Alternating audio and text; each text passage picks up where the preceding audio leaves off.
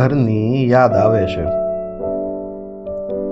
કમાવા માટે ઘરની બહાર દૂર સિટીમાં એકલું જવું પડે છે, ત્યારે ઘરની યાદ આવે છે. કમાવાની દોડાદોડીમાં આપણા પરિવારથી દૂર એકલું રહેવું પડે છે, ત્યારે ઘરની યાદ આવે છે.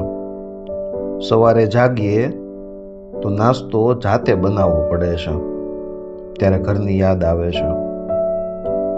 કામ કરવા ઓફિસ પર જઈએ તો ટિફિન બહારથી મંગાવવું પડે છે, ત્યારે ઘરની યાદ આવે છે.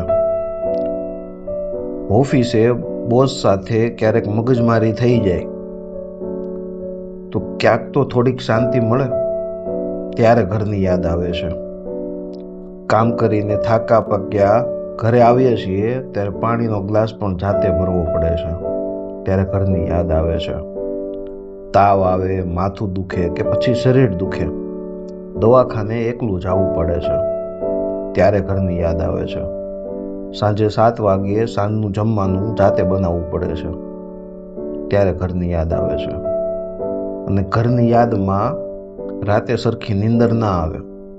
હા, ઘરની યાદ તો આવે છે.